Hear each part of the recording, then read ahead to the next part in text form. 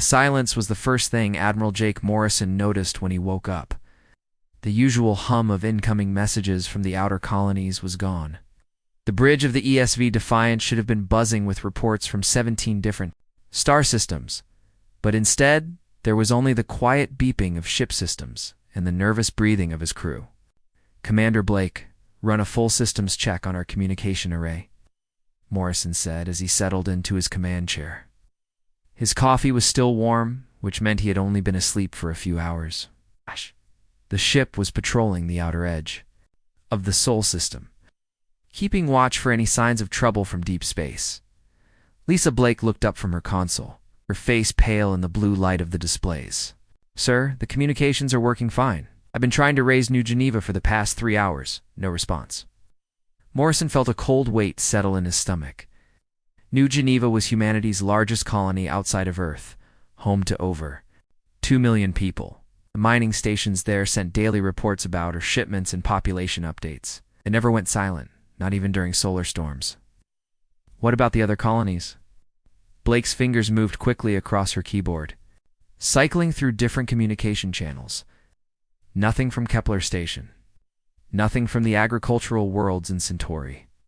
Even the deep space monitoring posts have gone quiet.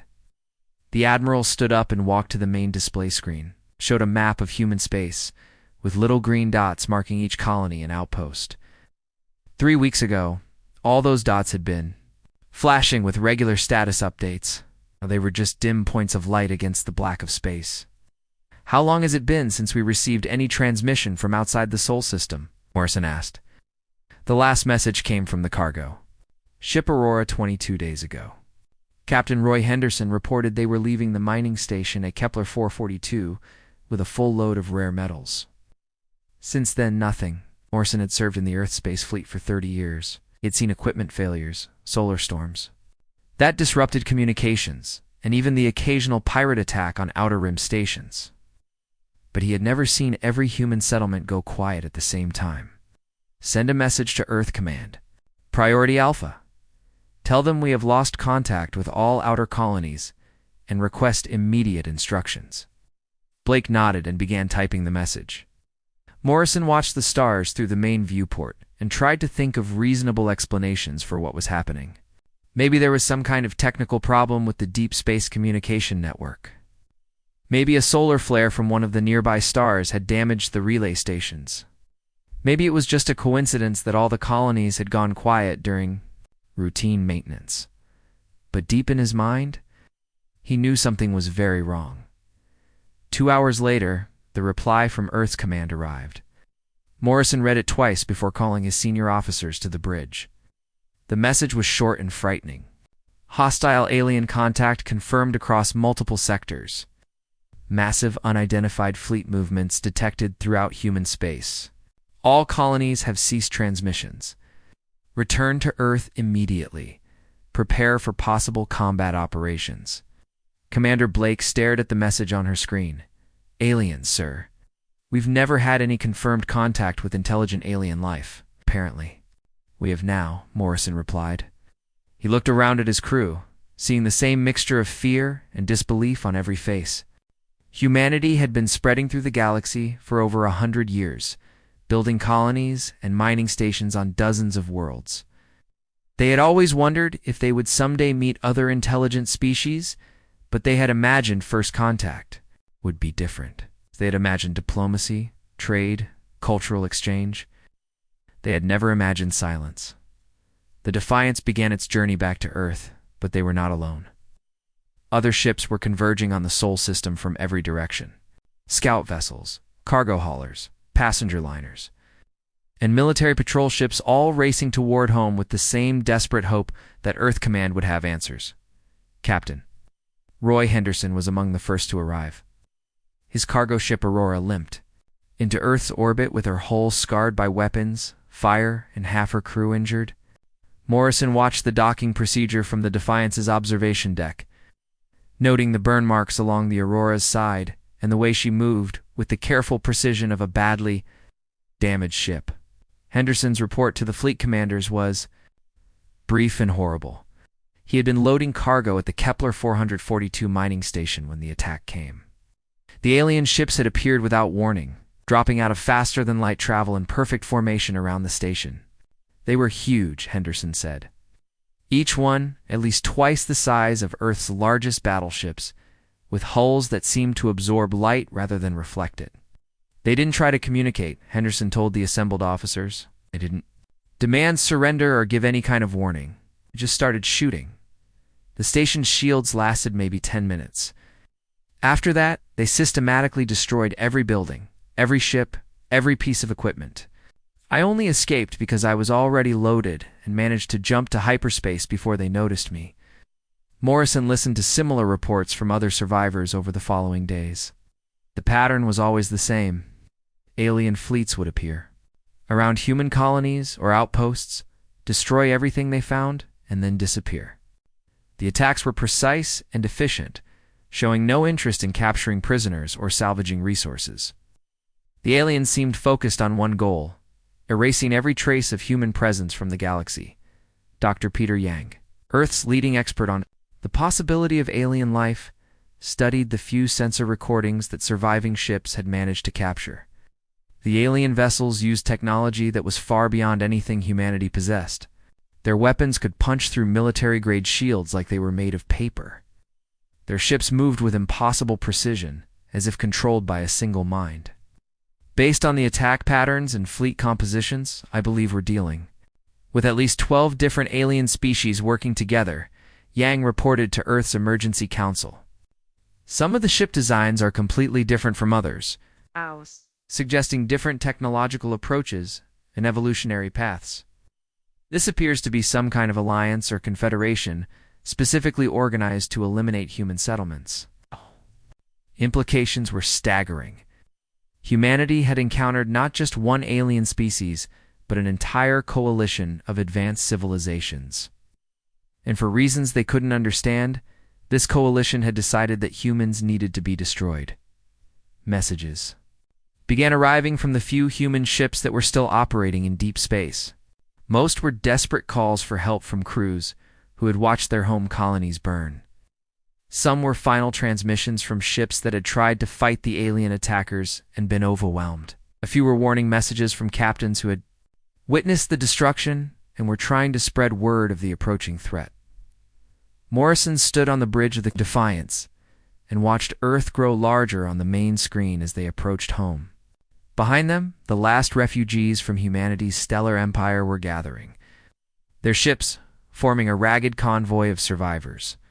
Ahead of them lay Earth, still blue and beautiful, and unaware of how small and alone they had suddenly become. Aliens had accomplished in 3 weeks what no natural disaster could have achieved in 1,000 years. They had driven humanity back to their single homeworld, cutting them off from the resources and territory they had spent generations building. 17 star systems that had been filled with human voices and human dreams were now empty and silent. But as Morrison watched Earth approach, he began to notice something that gave him hope. Earth's orbital shipyards were working at maximum capacity, building new ships and weapons. The planet's surface was covered with the lights of factories and research facilities operating around the clock. Humanity might have been driven back to their homeworld, but they were not sitting quietly and waiting for death. Earth was preparing for war. The alien fleet arrived at the edge of the solar system on a Tuesday morning. President Helen Carter was drinking her first cup of coffee when the emergency alert rang through the underground bunker complex beneath Geneva. Anything she had ever heard. A deep, mechanical wail that seemed to come from the walls themselves. "Madam President, you need to see this immediately," Fleet Admiral Chris Dalton said as he burst into her office. His uniform was wrinkled and his eyes were red from lack of sleep. Behind him came Dr. Peter Yang, the scientist who had been studying the alien attacks for the past month. Carter followed them to the main command center, a vast room filled with screens and communication equipment 300 meters below the surface. The largest display showed a tactical view of the solar system, with Earth at the center and the usual traffic of cargo ships, passenger vessels, and patrol craft moving in their regular patterns around the inner planets. But at the very edge of the display, just beyond the orbit of Pluto, was something that made Carter's breath catch in her throat. A wall of red dots stretched across space, arranged in perfect geometric patterns that could only mean one thing. The alien fleet had found Earth. How many ships? Carter asked, though part of her didn't want to know the answer. Our long range. Sensors are counting over 3,000 vessels, Dalton replied. They're arranged in a perfect sphere around the outer solar system, maintaining exact distances from each other. We've never seen anything like this level of coordination. Dr. Yang stepped forward, pointing at different sections of the display. The fleet composition matches what we observed at the colony attacks. Multiple ship designs, indicating the same coalition of alien species. But the scale is much larger than anything they used against the outer settlements. Carter stared at the display, trying to comprehend what she was seeing. 3,000 alien warships, each one larger and more advanced than anything humanity had ever built. The Earth fleet numbered barely 200 ships, most of them designed for system patrol and cargo escort rather than major combat operations. What are our options? She asked, though she could already guess the answer. General Patricia Moore, head of Earth's military forces, stepped up to the display. Madam President, our combined fleet represents the most powerful military force humanity has ever assembled. Our ships are equipped with nuclear missiles, railgun batteries, and plasma cannons. Under normal circumstances, we could defend against any threat we might reasonably expect to encounter. She paused, looking at the red dots on the screen. These are not normal circumstances.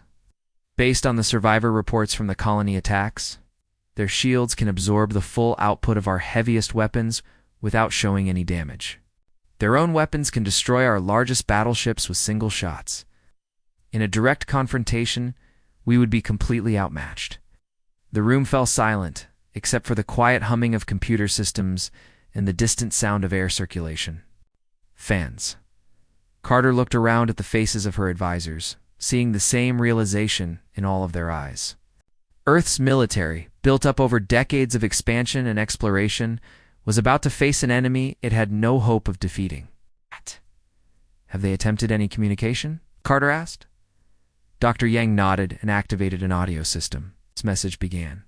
Broadcasting on all frequencies approximately 1 hour ago, the voice that filled the command center was unlike anything Carter had ever heard. It spoke perfect English, but there was something mechanical about it, as if the words were being generated rather than spoken. More unsettling was the tone, which carried a sense of absolute certainty and mild contempt. Humans of Earth, the voice said, your species has violated the natural order through unchecked expansion and aggressive colonization. Your settlements beyond this system have been cleansed to restore balance to the affected regions. You will now accept permanent restriction to your birth world and submit to orbital monitoring or face complete extinction. The message repeated 3 times and then stopped.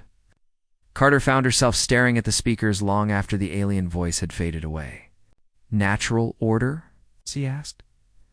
Dr. Yang pulled up another display showing star charts of human space. Based on their statement and the pattern of attacks, I believe we've encountered what they consider a galactic authority. The coalition appears to view rapid expansion by younger species as a threat to established civilizations. They've decided that humanity spread too far, too fast. So they killed millions of people to teach us a lesson about staying in our place, General Moore said, her voice tight with anger. It appears so. The question now is whether we accept their terms or resist. Carter looked again at the tactical display. The alien ships maintained their perfect formation, waiting with mechanical patience for Earth's response. She thought about the colony worlds, the mining stations, the research outposts where humans had built new lives among the stars. All of it was gone now, reduced to empty space and debris. What exactly are they offering? She asked. Based on their message, they want us to remain on Earth permanently, no more space travel beyond the inner solar system, no more colonies, no more expansion.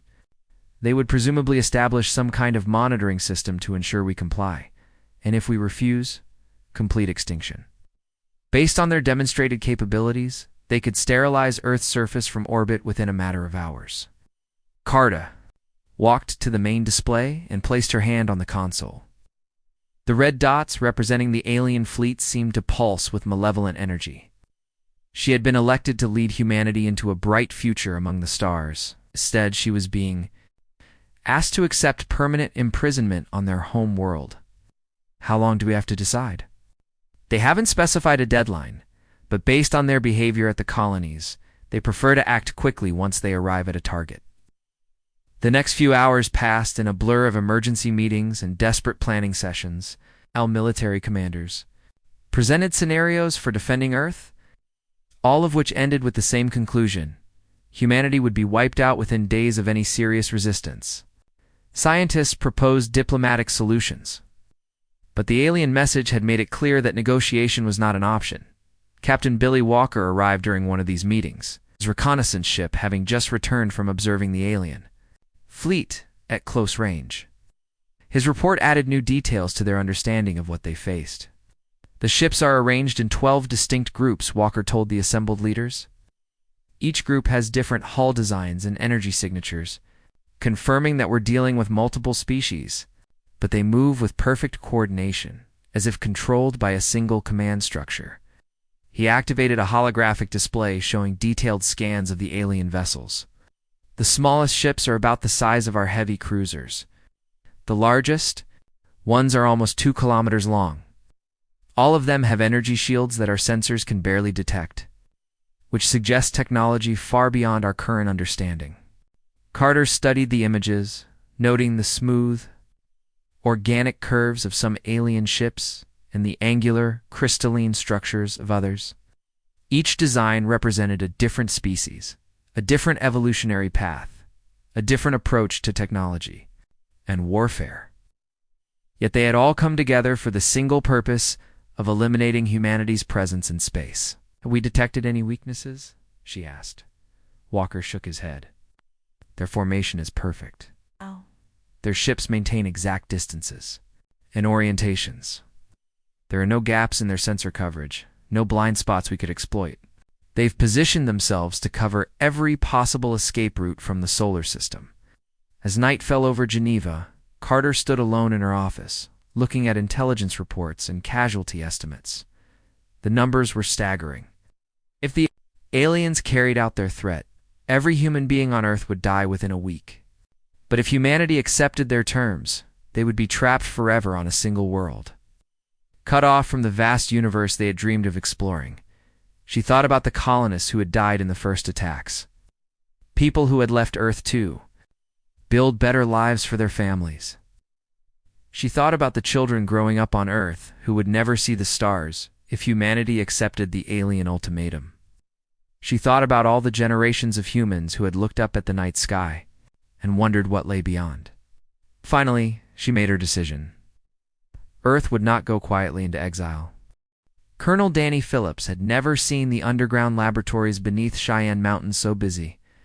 Scientists and engineers worked around the clock, their faces lit by the glow of computer screens and welding torches. The air smelled of hot metal and ozone, and the constant sound of machinery never stopped. Phillips walked through the main corridor, passing rooms where teams of specialists worked on projects that would have been considered impossible just weeks ago. In one lab, physicists were manipulating quantum fields in ways that should have torn apart local space. In another, engineers were building components from materials that existed only in theory. The project had started 3 days after the alien ultimatum arrived. President Carter had gathered Earth's best minds and given them a simple question. If humanity was going to die anyway, could they take their killers with them? Dr. Angela Ross looked up from her workstation as Phillips approached. She was the lead physicist on what they were calling Project Lazarus, though everyone understood the name was meant to be ironic. This project would not bring anyone back from the dead. How close are we? Phillips asked. Ross wiped sweat from her forehead and gestured toward the massive construction taking place in the center of the chamber. The main assembly is 60% complete. We're still having problems with the quantum field generators, but I think we can solve those in the next day or two. Phillips looked at the device they were building. It stood 3 stories tall and filled most of the underground chamber. At first glance, It looked like a fusion reactor crossed with a particle accelerator. But the strange crystalline components and the way space seemed to bend slightly around certain parts, made it clear that this was something entirely new. Explain.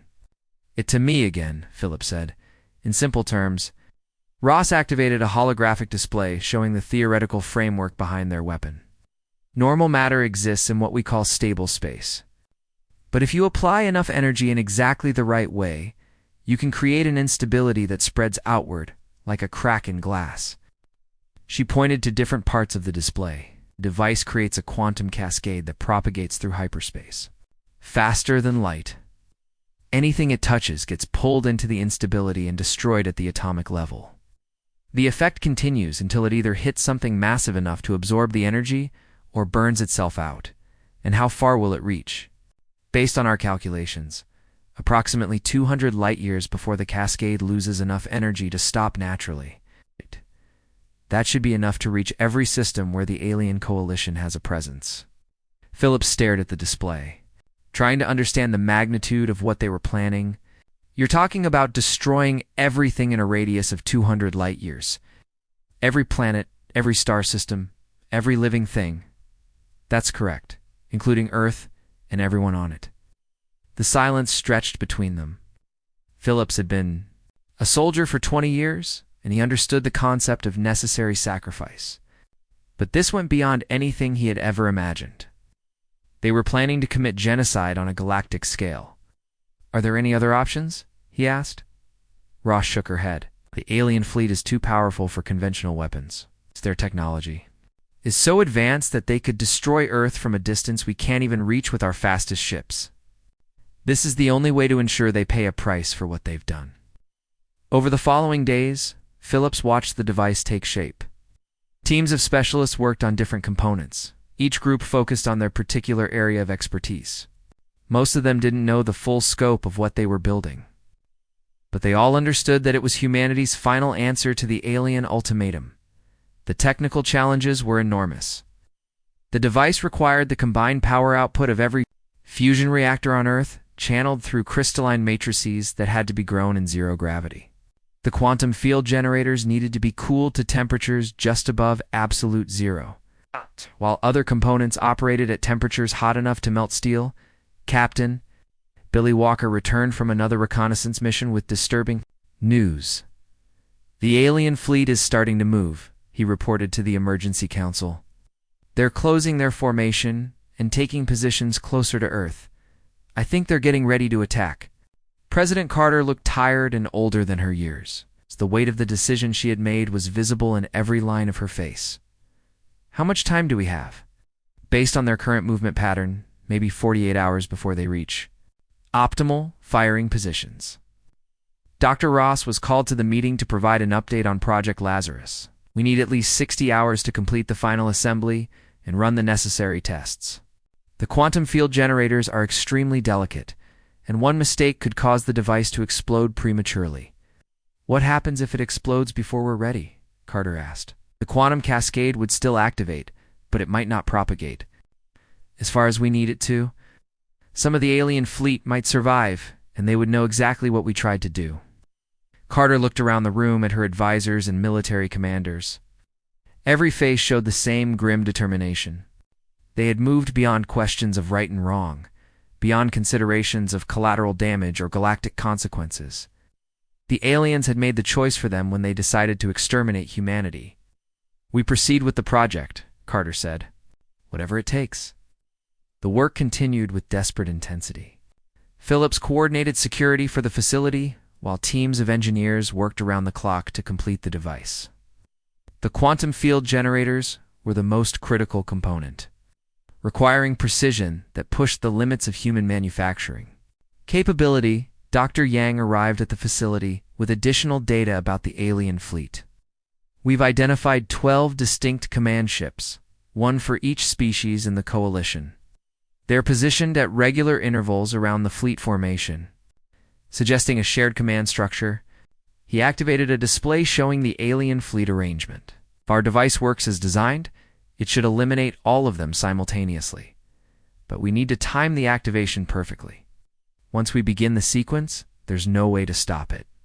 Phillips studied the tactical information, noting the precise positioning of the alien ships.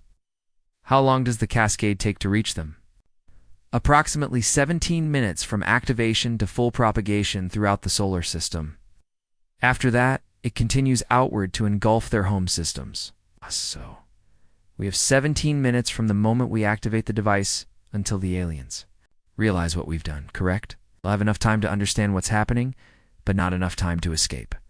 The final day arrived with reports that the alien fleet had reached their attack positions. Long-range sensors showed the massive ships arranging themselves in a perfect sphere around Earth, their weapons powered and ready to fire. President Carter made her final address to the people of Earth. Although most of the population had been evacuated to underground shelters.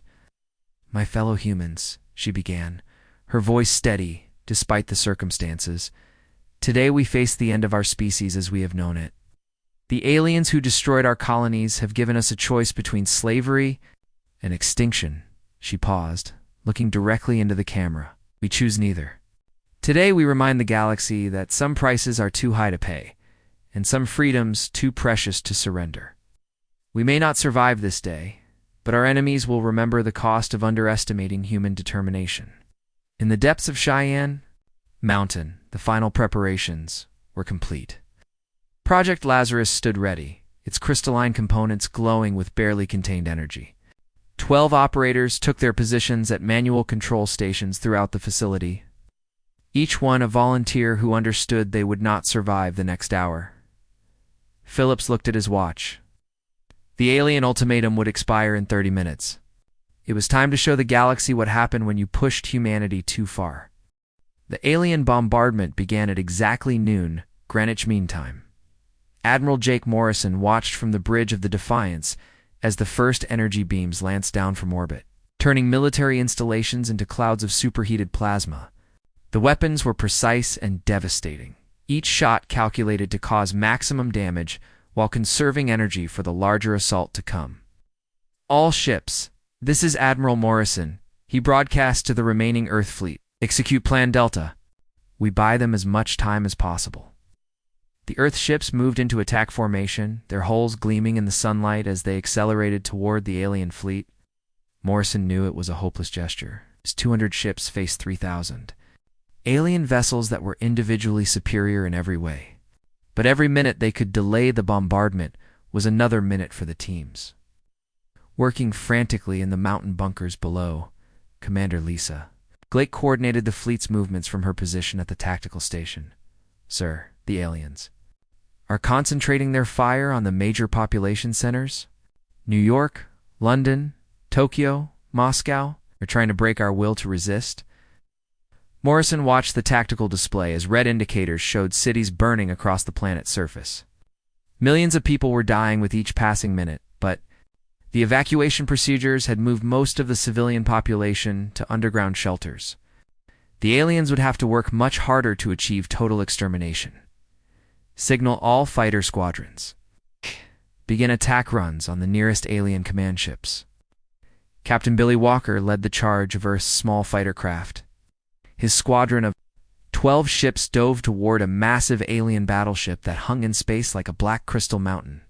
The fighters were tiny compared to their target, but they carried the most advanced weapons humanity could build. Walker armed his plasma torpedoes and selected the alien ship's main weapon array as his target. Blue Squadron, follow my lead. Concentrate fire on their forward batteries. The fighters screamed through space at maximum acceleration, weaving between the defensive fire from the alien ship's point defense systems. Walker watched his squadron mates disappear in brilliant explosions as the alien weapons found their marks, but he pressed forward with single-minded determination. His torpedoes struck the alien ship's hull and exploded in a cascade of white fire. For a moment, Walker thought they had actually damaged their target. Then the flames faded, revealing hull plating that showed no sign of damage at all. Alien shields had absorbed the full impact of humanity's most powerful weapons without even flickering. All units, this is Walker. Our weapons are not effective. Peak conventional weapons are not effective against alien shielding. No. But the fighter attack had accomplished something important. The alien fleet had been forced to divert some of their firepower to deal with the Earth ships, reducing the intensity of the planetary bombardment. Every second of delay brought Project Lazarus closer to completion. In the depths of Cheyenne Mountain, Dr. Angela Ross watched power levels climb toward critical mass. The device was operating beyond all safety parameters, held together by determination. And the desperate skill of engineers who knew they were building humanity's final statement to the galaxy. "Power at 80%, called out one of the technicians. "Quantum field generators are stable, but we're getting resonance fluctuations in the primary containment system." Ross moved from station to station, checking readings and making tiny adjustments to systems that were pushing the boundaries of physics. The mountain shook constantly now as alien weapons struck the surface above them, but the facility had been built to withstand nuclear war. It would hold long enough for them to complete their work.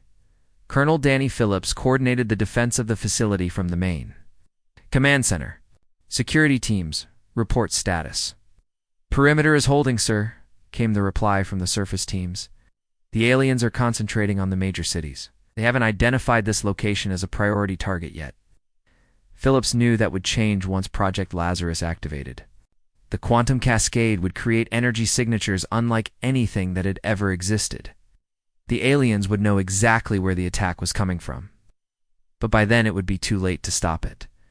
President Carter had moved to a secure bunker beneath Washington, D.C., but she maintained constant communication with the Lazarus facility. "Dr. Ross, what's our status?" 90% power, Madam President." "We need another 15 minutes to reach full activation threshold." Carter looked at the tactical displays showing the battle raging above them. The Earth fleet was putting up a fierce fight, but they were being systematically destroyed. Admiral Morrison's ships were buying time with their lives, holding the aliens' attention, while the final preparations were completed underground. "Admiral Morrison, can you hold for 15 more minutes?" Morrison's voice came through the communications system, distorted by battle damage to his ship's transmitters. "We'll give you everything we have, Madam President. Earth fleet will not yield." The Defiance shuddered as alien weapons struck her shields. Morrison felt the deck plates buckle beneath his feet, but the ship continued to fight. Round him, his crew worked with mechanical precision despite the hopeless odds. They had all accepted that they would not survive this battle, but they were determined to make their deaths count for something. "Commander Blake, concentrate all remaining firepower on the alien command vessel at bearing 270. If we can damage their coordination, it might buy us a few more minutes." Blake's fingers flew across her controls, directing the ship's remaining weapons toward their target. "Sir, we're down to 30% shield strength. Hull breaches on decks 4 through 7. Engineering reports that the main reactor is operating at critical levels. Hold position and keep firing." The battle raged across the solar system.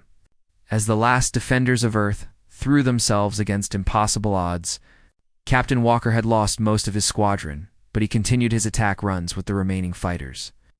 The cargo ship Aurora, still bearing scars from her escape at Kepler Station, had joined the fight with improvised weapons and civilian volunteers. Every human ship in the system was now engaged in the desperate battle, from massive battleships to tiny courier vessels. They fought with the fury of a species that had been backed into a corner, making the aliens pay for every meter of space with blood and metal. In the Lazarus facility, the countdown entered its final phase. "Power at 95%, Ross announced, beginning final system checks. All stations report ready." The 12 operators took their positions at the manual control stations. Each one was a volunteer who understood the magnitude of what they were about to do. They would initiate a quantum cascade that would consume not just the alien fleet, but every inhabited world within 200 light-years of Earth. Phillips looked at his watch. The alien ultimatum had expired 23 minutes ago. The bombardment of Earth's surface was intensifying as more alien ships joined the attack. Cities were burning, military installations were destroyed, and millions of people were dead or dying in the underground shelters. But Project Lazarus was almost ready. In less than 5 minutes, humanity would speak its final word to the galaxy. "Power at 98%, Ross called out. "Quantum field generators are holding steady. We're ready for final activation sequence." Carter's voice came through the communication system one last time. Dr. Ross, you have authorization to proceed. God help us all. Ross placed her hand on the activation control. Around her, the 12 operators prepared to carry out the sequence. That would end not just the battle, but the war itself. The quantum cascade would propagate through space faster than any message could be sent, consuming the alien fleets in their homeworlds before they could understand what humanity had chosen to do. Initiate Project Lazarus, Ross said quietly. Let the galaxy remember what happens when you push humans too far. The moment Dr. Angela Ross pressed the activation control, reality began to change. Deep beneath Cheyenne Mountain, Project Lazarus hummed to life with a sound that seemed to come from the fabric of space itself. The quantum field generators spun up to impossible speeds, creating distortions that made the air shimmer like water. Cascade initiation successful, Ross announced, her voice steady, despite the magnitude of what she had just done. Quantum field is propagating. 17 minutes to full solar system coverage. Around her, the 12 operators worked with mechanical precision, their hands moving across controls that regulated forces beyond human understanding. Each person knew they were participating in the final act of human civilization, but also its greatest statement of defiance. Colonel Danny Phillips watched the readings on his display as the cascade began its inexorable spread through space.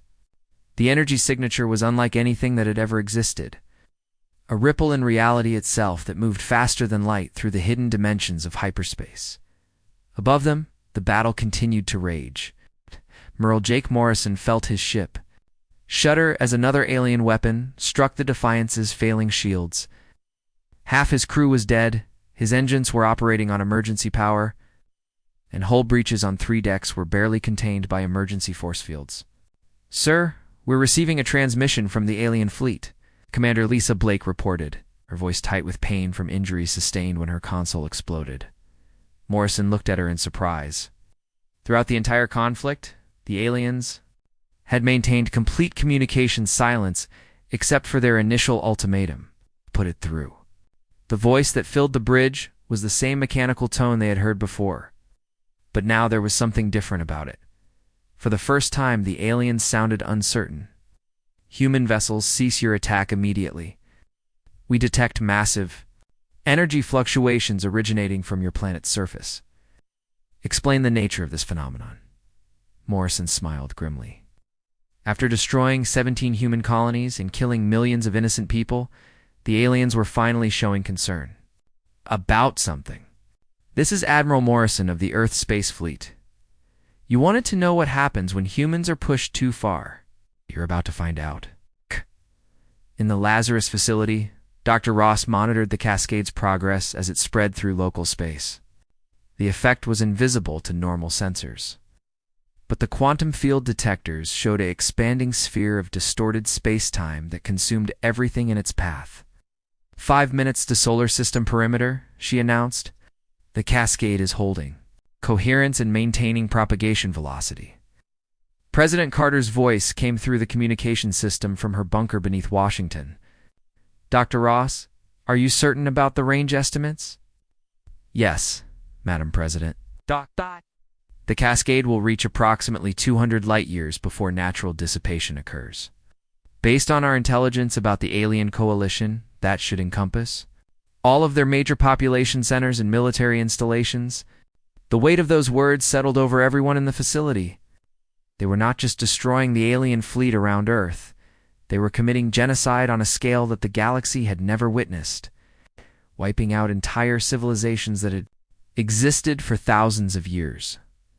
But those same civilizations had chosen to exterminate humanity without negotiation or mercy. They had killed millions of human colonists as casually as someone might eliminate an insect colony. Now they would learn the price of that decision. Captain Billy Walker was down to his last fighter. The rest of his squadron having been destroyed in their desperate attacks on the alien fleet, his ship was badly damaged. Life support was failing, and he knew he had only minutes of air remaining. But he continued his attack runs, determined to keep the aliens distracted until the cascade reached them.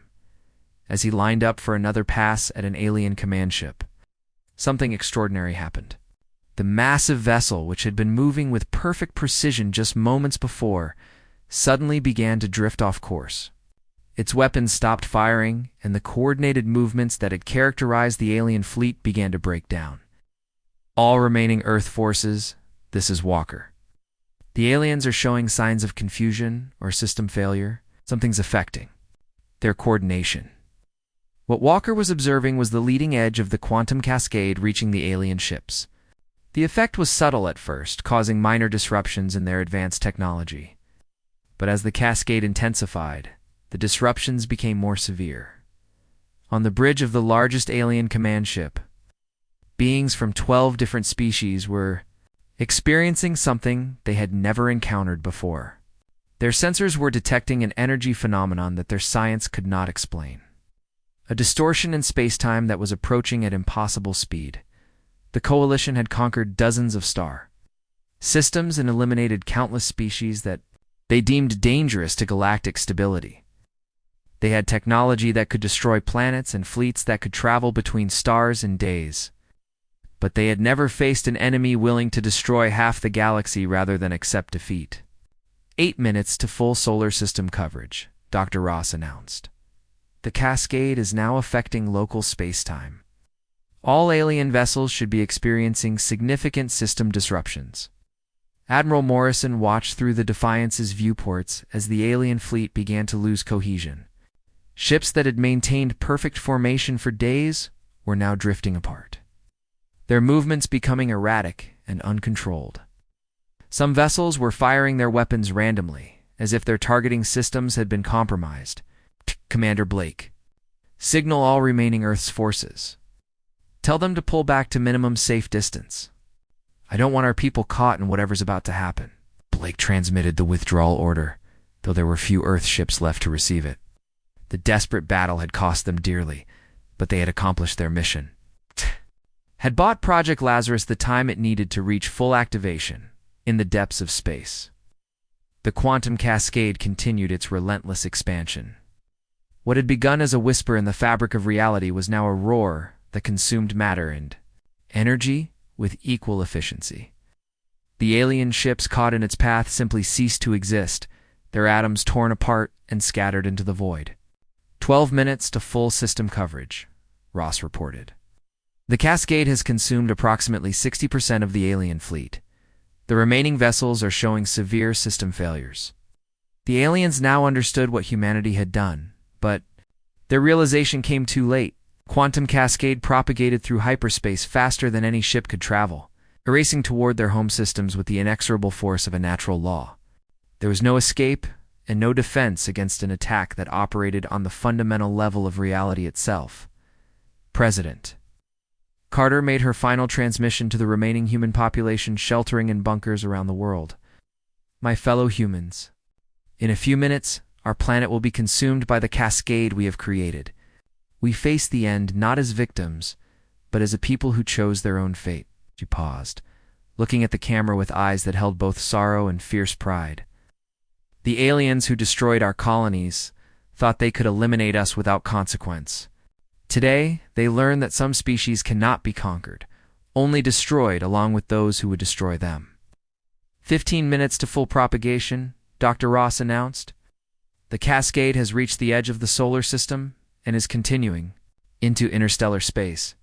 The facility shook as the quantum distortion began to affect local space around Earth. The mountain itself groaned under stresses that defied physics, but the structure held long enough for the operators to complete their final task. Ross activated the emergency transmission system, broadcasting a message on all frequencies that would reach beyond the cascade's initial expansion. Her words would be the last communication from Earth, carried to distant civilizations by signals that had been sent years earlier. To any species receiving this transmission, she said, her voice calm and clear, "This is Dr. Angela Ross of Earth. By the time you hear these words, our world and our people will no longer exist. We were given a choice between slavery and extinction. We chose a third option." She looked around at the operators who had volunteered for this final duty, seeing determination in every face despite the approaching end. "Let this serve as a warning. to any civilization that believes they can eliminate another species without consequence? We could have been your friends, your allies, your partners in exploring the universe. Instead, you chose to make us your enemy. The cascade reached Earth 17 minutes after activation, exactly as the calculations had predicted. The planet dissolved into quantum foam, taking with it the last representatives of a species that had dared to dream of walking among the stars. But the cascade did not stop there. It continued outward at faster than light speed, consuming the alien home, worlds, their colonies, their fleets, and everything else in its path. Civilizations that had existed for millennia vanished in moments, erased as completely as if they had never been. When the cascade finally dissipated 200 light-years from Earth, half the local galactic region was empty space, where once there had been thriving worlds and ancient civilizations. There was now only void and the slowly cooling debris of dead stars.